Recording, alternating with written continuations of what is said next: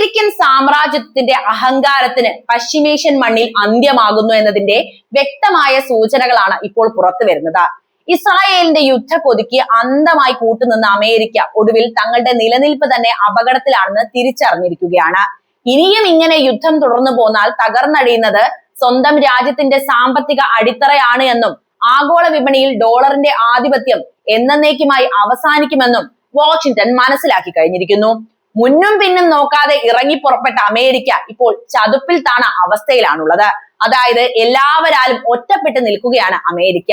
ഈ ഗതികേടിൽ നിന്ന് ഒഴിയാൻ ഇറാന്റെ മുന്നിൽ നിരുപാധികം കീഴടങ്ങുക എന്നല്ലാതെ മറ്റൊരു വഴിയും അമേരിക്കയ്ക്ക് മുന്നിലില്ല.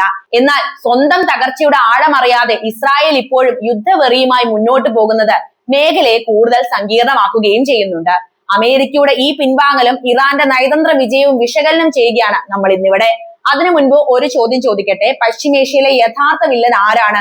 അത് അമേരിക്കയാണോ അല്ലെങ്കിൽ ഇസ്രായേലാണോ? നിങ്ങളുടെ അഭിപ്രായം അറിയാൻ താല്പര്യമുണ്ട്. എന്തായാലും കമന്റ് ചെയ്യുമല്ലോ. നമുക്ക് വിഷയത്തിലേക്ക് വരാം. പശ്ചിമേഷ്യയിൽ ഇസ്രായേലിനെ മുൻനിർത്തി അമേരിക്ക നടത്തി വന്ന അധിനിവേശ തന്ത്രങ്ങൾ വലിയ തിരിച്ചടി നേരുന്ന കാഴ്ചയാണ് നമ്മൾ കണ്ടുകൊണ്ടിരിക്കുന്നത്. ലോകമെമ്പാടുമുള്ള രാജ്യങ്ങൾ അമേരിക്കയുടെ യുദ്ധക്കൊതിയെയും ഇസ്രായേലിന്റെ ക്രൂരതകളെയും ഒരുപോലെ അപലപിച്ചതോടെ ആഗോളതലത്തിൽ ഒറ്റപ്പെട്ട വൈറ്റ് ഹൗസ് ഒടുവിൽ മുട്ടുമടക്കിയിരിക്കുകയാണ്. തങ്ങളുടെ സൈനിക ശക്തിയെ വെല്ലുവിളിച്ചുകൊണ്ട് ഹോർമുസ് കടലിടുക്കിൽ ഇറാൻ തീർത്ത പ്രതിരോധത്തിന് മുന്നിൽ വഴിമുട്ടിയ പ്രസിഡന്റ് ട്രംപ് ഇപ്പോൾ ഇറാനുമായും ഒരു ധാരണയിലെത്താൻ തിടുക്കം കാണിക്കുന്നു. ഇസ്രായേൽ പോലും അറിയാതെ അമേരിക്ക നടത്തിയ ഈ രഹസ്യ നയതന്ത്ര നീക്കം മേഖലയിലെ അവരുടെ സഖ്യകക്ഷികൾക്ക് വലിയ ആഘാതം തന്നെയാണ് നൽകിയിരിക്കുന്നത് എന്ന കാര്യത്തിൽ സംശയമില്ല. ദശകങ്ങളായി ഇസ്രായേലിന്റെ ശിങ്കിടിയായി പ്രവർത്തിച്ചുകൊണ്ട് പശ്ചിമേഷ്യയെ കലുഷിതമാക്കിയ അമേരിക്കയ്ക്ക് ഇപ്പോൾ സ്വന്തം നിലനിൽപ്പിനായി ഇറാനെ ആശ്രയിക്കേണ്ടി വന്നിരിക്കുന്നു എന്നതാണ് ഇതിലെ പ്രധാനപ്പെട്ട വാർത്ത. സൈനികമായ പോരാട്ടത്തിലൂടെ ഇറാനെ കീഴടക്കാൻ കഴിയില്ല എന്ന തിരിച്ചറിവും അന്താരാഷ്ട്ര സമൂഹത്തിൽ നിന്നുണ്ടാകുന്ന സമ്മർദ്ദവുമാണ് അമേരിക്കയെ ഈ പുതിയ കരട് കരാറിലേക്ക് നയിച്ച ഘടകങ്ങൾ. ശത്രുത ഉടനടി അവസാനിപ്പിക്കുക, സങ്കീർണമായ വിഷയങ്ങളിൽ ചർച്ചയ്ക്കായി 30 ദിവസത്തെ സാവകാശം നൽകുക, ഹോർമുസ് കടലിടുക്കിലെ കപ്പൽ ഗതാഗതം പുനഃസ്ഥാപിക്കുക എന്നീ 3 പ്രധാന കാര്യങ്ങളാണ് ഈ കരാറിന്റെ കാതൽ. യുദ്ധം ചെയ്ത് തളർന്ന അമേരിക്കൻ സാമ്പത്തിക വ്യവസ്ഥയെയും സൈന്യത്തെയും രക്ഷിക്കാനുള്ള അവസാന ശ്രമമായിട്ട് തന്നെ നമ്മൾ ഇതിനെ നോക്കി കാണേണ്ടതുണ്ട്. ഈ സംഭവ വികാസം ഇറാന്റെ ധീരമായ നിലപാടുകൾക്കുള്ള വിജയം തന്നെയാണ്. അമേരിക്കൻ ഉപരോധങ്ങളെയും സൈനിക ഭീഷണികളെയും ഭയപ്പെടാതെ സ്വന്തം പരമാധികാരം സംരക്ഷിക്കാൻ ഇറാൻ കാണിച്ച നിശ്ചയദാർഢ്യം ലോകത്തിന് മാതൃക തന്നെയാണ്. ഒരു വശത്ത് ഇസ്രായേൽ കൂടുതൽ വലിയ യുദ്ധങ്ങൾക്കായി കോപ്പുകൂട്ടുമ്പോൾ മറുവശത്ത് അവരെ അവഗണിച്ചുകൊണ്ട് അമേരിക്ക ഇറാനുമായി ചർച്ചയ്ക്ക് വരുന്നത് മേഖലയിലെ പുതിയ ശക്തിയായി ഇറാൻ മാറി എന്നതിന്റെ സൂചനയാണ് നൽകുന്നത്. സാമ്രാജ്യത്വ ശക്തികളുടെ ഏകപക്ഷീയമായ തീരുമാനങ്ങൾ ഇനി നടപ്പിലാകില്ല എന്ന ഉറച്ച സന്ദേശമാണ് ഇതിലൂടെ പുറത്തു വരുന്നത്. അമേരിക്കയുടെ വാഗ്ദാനങ്ങൾ വിശ്വസിക്കാൻ കഴിയില്ല എന്ന ചരിത്രം തെളിയിച്ചിട്ടുണ്ട് എങ്കിലും നിലവിലെ സാഹചര്യം ഇറാന്റെ നയതന്ത്രപരമായ മുൻതൂക്കം വ്യക്തമാക്കുന്നുണ്ട്.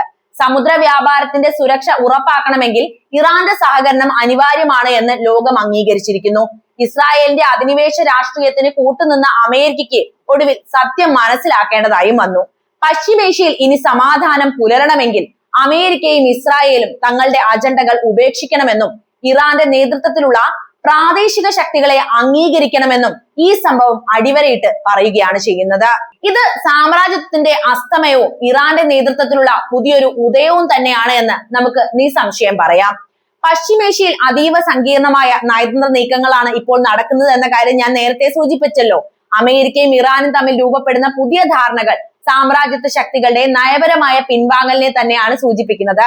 പതിറ്റാണ്ടുകളായി ഇറാനെ ഒറ്റപ്പെടുത്താൻ ശ്രമിച്ച അമേരിക്കയ്ക്ക് ഒടുവിൽ അവരുടെ നിബന്ധനകൾക്ക് മുന്നിൽ വിട്ടുവീഴ്ചകൾ ചെയ്യേണ്ടി വരുന്നു എന്നത് ഏറെ ശ്രദ്ധേയമാണ്. ഇറാന്റെ യുറേനിയം സമ്പുഷ്ടീകരണം താൽക്കാലികമായി നിർത്തിവെക്കുന്നതിന് പകരമായി ഇറാന് മേലുള്ള സാമ്പത്തിക ഉപരോധങ്ങൾ ഘട്ടം ഘട്ടമായി പിൻവലിക്കാനും മരവിപ്പിക്കപ്പെട്ട ഇറാന്റെ ആസ്തികൾ വിട്ടുകൊടുക്കാനുമുള്ള ചർച്ചകളാണ് ഇപ്പോൾ പുരോഗമിച്ചു വരുന്നത്. കരാറിന്റെ കാലാവധിയെ ചൊല്ലി ഇപ്പോഴും തർക്കങ്ങൾ നിലനിൽക്കുന്നുണ്ട് എങ്കിലും ട്രംപുമായി ബന്ധപ്പെട്ട ദൂതന്മാർ പോലും ഈ രഹസ്യ ചർച്ചകളിൽ പങ്കാളികളാകുന്നു എന്നത് മാറ്റത്തിന്റെ ആഴം വ്യക്തമാക്കുകയാണ് ചെയ്യുന്നത്. ഇസ്രായേലിന്റെ ശിങ്കിടിയായി നിന്നുകൊണ്ട് അമേരിക്ക നടത്തിയ സൈനിക നീക്കങ്ങൾ വിപരീത ഫലമാണ് ഇവിടെ ഉണ്ടാക്കിയിട്ടുള്ളത്. ലോകമെമ്പാടും അമേരിക്കൻ നയങ്ങൾക്കെതിരെ പ്രതിഷേധം ശക്തമായതോടെ കാര്യങ്ങൾ എങ്ങനെയെങ്കിലും ഒത്തുതീർപ്പാക്കണമെന്ന നിലപാടിലേക്ക് അമേരിക്ക എത്തുകയായിരുന്നു ചെയ്തത്. ഇസ്രായേലിനെ പോലും ഇരുട്ടിൽ നിർത്തിക്കൊണ്ട് ഇറാനുമായി ധാരണയിലെത്താൻ അമേരിക്ക ശ്രമിക്കുന്നത് അവരുടെ പരാജയത്തിന്റെ വലിയൊരു സൂചന തന്നെയാണ് നമുക്ക് നൽകുന്നത്. ഇതിനിടയിൽ യുണൈറ്റഡ് അറബ് എമിറേറ്റ്സ് അതായത് UAE അമേരിക്കയ്ക്കും ഇസ്രായേലിനും സൈനിക താവളങ്ങൾ ഒരുക്കുന്നതിനെതിരെ ഇറാൻ ശക്തമായ മുന്നറിയിപ്പും നൽകിയിട്ടുണ്ട്. അതായത് ചുറ്റുമുള്ളവരൊക്കെ ഇറാനെ ഭയപ്പെട്ടു തുടങ്ങിയെന്നർത്ഥം. അയൽരാജ്യങ്ങളെ ആക്രമിക്കുകയല്ല, മറിച്ച് അമേരിക്കൻ ഭീഷണികളെ പ്രതിരോധിക്കുക മാത്രമാണ് തങ്ങളുടെ ലക്ഷ്യമെന്ന് ഇറാൻ ഇവിടെ വ്യക്തമാക്കുകയും ചെയ്തിട്ടുണ്ട്. ഫുജൈറയിലെ എണ്ണ സംഭരണശാലയിൽ ഉണ്ടായ സ്ഫോടനങ്ങളും ഡ്രോൺ ആക്രമണങ്ങളും മേഖലയിലെ സംഘർഷം വർദ്ധിപ്പിച്ചിട്ടുണ്ട് എങ്കിലും പാകിസ്ഥാന്റെ മധ്യസ്ഥതയിൽ രൂപപ്പെട്ട താൽക്കാലിക വെടിനിർത്തൽ സമാധാനത്തിനുള്ള ഒരു കവാടം തുറന്നിരിക്കുകയാണ് എന്ന് കൃത്യമായിട്ട് നമുക്കിവിടെ വിശകലനം ചെയ്യാം. ഹോർമുസ് കടലിടുക്കിൽ അമേരിക്കൻ നാവികസേന ഇപ്പോഴും നിലയുറപ്പിച്ചിട്ടുണ്ട് എങ്കിലും ഇറാന്റെ കടുത്ത നിലപാടുകൾക്ക് മുന്നിൽ തങ്ങളുടെ ഉപരോധങ്ങൾ ലഘൂകരിക്കാൻ അവർ നിർബന്ധിതരായിരിക്കുകയാണ്. സാമ്രാജ്യത്വ ശക്തികളുടെ അധിനിവേശ രാഷ്ട്രീയത്തിന് അന്ത്യം കുറിച്ചുകൊണ്ട് മേഖലയിലെ യഥാർത്ഥ ശക്തിയായി ഇറാൻ മുന്നേറുന്ന കാഴ്ചയാണ് നമ്മൾ കണ്ടുകൊണ്ടിരിക്കുന്നത്. അമേരിക്കയുടെയും ഇസ്രായേലിന്റെയും ചതിക്കുഴികൾ തിരിച്ചറിഞ്ഞുകൊണ്ട് തങ്ങളുടെ പരമാധികാരം സംരക്ഷിക്കാൻ ഇറാൻ നടത്തുന്ന ഈ പോരാട്ടം ആഗോളതലത്തിൽ തന്നെ വലിയ മാറ്റങ്ങൾക്ക് കാരണമാകുമെന്ന് നമുക്ക് ഉറപ്പിച്ചു പറയാനാകും. ഈ 3 ദിവസത്തെ ചർച്ചാ കാലാവധി ഒരുപക്ഷെ അമേരിക്കയുടെ പശ്ചിമേഷ്യൻ സ്വാധീനത്തിന്റെ പൂർണ്ണമായ അസ്തമയത്തിനും വഴിയൊരുക്കിയേക്കാം. അമേരിക്കയുടെ ഈ അപ്രതീക്ഷിതമായ പിൻവാങ്ങലും ഇറാനുമായുള്ള നയതന്ത്ര നീക്കങ്ങളും ഇസ്രായേലിനെ ഏൽപ്പിക്കുന്ന ആഘാതം വളരെ വലുതുമാണ്. പശ്ചിമേഷ്യയിൽ അമേരിക്കയുടെ കരുത്തിൽ മാത്രം അഹങ്കരിച്ചിരുന്ന ഇസ്രായേലിന് ഇത് രാഷ്ട്രീയമായും സൈനികമായും വലിയൊരു തിരിച്ചടിയാണ്. ഈ കാര്യങ്ങൾ കൃത്യമായിട്ട് വിശകലനം ചെയ്യുമ്പോൾ നമുക്ക് പലതും മനസ്സിലാക്കാൻ പറ്റും. അമേരിക്കയുടെ ഈ നിലപാട് മാറ്റം ഇസ്രായേലിനെ സംബന്ധിച്ചിടത്തോളം ഒറ്റപ്പെടലിന്റെ തുടക്കം തന്നെയാണ്. മേഖലയിൽ ഇറാന്റെ സ്വാധീനം ഇല്ലാതാക്കാൻ അമേരിക്കൻ സൈനിക ശക്തിയെ ഉപയോഗിക്കാമെന്ന ഇസ്രായേലിന്റെ മോഹങ്ങളാണ് ഇവിടെ പൂർണ്ണമായും തകർന്നടിയുന്നത്. ഇസ്രായേലിനെ പോലും അറിയിക്കാതെ അമേരിക്ക ഇറാനുമായി ചർച്ചകൾക്ക് തയ്യാറായത് വാഷിംഗ്ടണിന് ഇനി ഇസ്രായേലിന്റെ യുദ്ധ താല്പര്യങ്ങളെക്കാൾ പ്രധാനം സ്വന്തം നിലനിൽപ്പാണെന്ന സന്ദേശം തന്നെയാണല്ലോ നൽകുന്നത്, അല്ലെ? ട്രംപിന്റെ നേതൃത്വത്തിലുള്ള പുതിയ നീക്കങ്ങൾ ഇസ്രായേലിന്റെ യുദ്ധക്കൊതിക്ക് കനത്ത തിരിച്ചടിയായി മാറിയിരിക്കുകയാണ് എന്നതും നമുക്കിവിടെ കൃത്യമായിട്ട് മനസ്സിലാക്കാൻ സാധിക്കും. സൈനികമായി നോക്കുകയാണെങ്കിൽ അമേരിക്കൻ സഹായമില്ലാതെ ഇറാനെ നേരിടുക എന്നത് ഇസ്രായേലിന് അസാധ്യമായ കാര്യം തന്നെയാണ്. ഹോർമുസ് കടലിടുക്ക് പോലുള്ള തന്ത്രപ്രധാന മേഖലകളിൽ അമേരിക്ക സൈനിക സാന്നിധ്യം കുറയ്ക്കുകയോ ഇറാനുമായി ധാരണയിൽ എത്തുകയോ ചെയ്യുകയാണെങ്കിൽ ഇസ്രായേൽ മേഖലയിൽ പൂർണ്ണമായും ഒറ്റപ്പെടും. ഇസ്രായേലിന്റെ സുരക്ഷയ്ക്ക് എപ്പോഴും കൂട്ടുനിൽക്കുമെന്ന് പറഞ്ഞിരുന്ന അമേരിക്ക ഒടുവിൽ തങ്ങളുടെ സാമ്പത്തിക ലാഭത്തിനും ആഗോള പ്രതിച്ഛായയ്ക്കും വേണ്ടി ഇസ്രായേലിനെ പാതി വഴിയിൽ ഉപേക്ഷിക്കുന്ന കാഴ്ചയാണ് നമ്മൾ കണ്ടുകൊണ്ടിരിക്കുന്നത്. യുദ്ധം ചെയ്തു തളർന്ന അമേരിക്ക ഇനി ഇസ്രായേലിന്റെ ശിങ്കിടിയായി തുടരാൻ താല്പര്യപ്പെടുന്നില്ല എന്ന കാര്യം വളരെ വ്യക്തവുമാണ്. കൂടാതെ അന്താരാഷ്ട്ര തലത്തിൽ ഇസ്രായേലിനും അമേരിക്കയ്ക്കുമെതിരെ ഉയരുന്ന കടുത്ത പ്രതിഷേധങ്ങൾ അമേരിക്കയെ ചിന്തിപ്പിച്ചു തുടങ്ങുകയും ചെയ്തിട്ടുണ്ട്.